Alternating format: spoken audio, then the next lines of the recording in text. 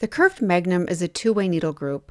My machine speed is slow to medium, and my hand speed is mixed. It depends on the saturation that I want and the effect, if I want pixels or a little bit more of a solid look.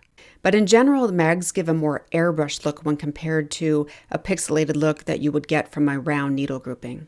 Because Magnum needles are typically more spread out, I do like to work at a slower speed to avoid overworking the skin.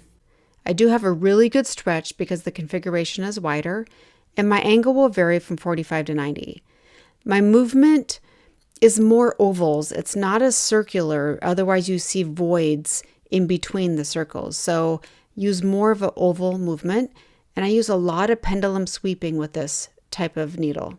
You'll notice that I do use the mag on the side, and depending on the area that I'm working and the skin type, I will choose my needle configuration that way. If I'm working on a really large brow, I'll probably choose a 10-13 cm, and I do like to use the long tapers with the mags because they give the effect a more of an airbrush look.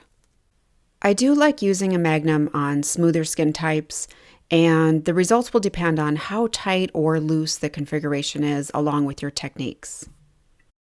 There are a lot of ways to work with a Magnum. I'll show you some specific techniques. First, I'm doing smaller, tighter ovals with some brushing. The ovals will pack in color, and the brushing helps to blend the color.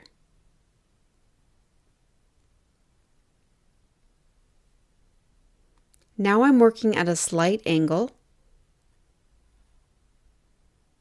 and I'm just pushing the color out in front of the needle.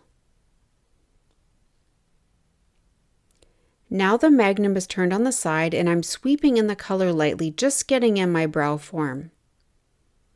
I'm making sure not to go too deep or it will look streaky.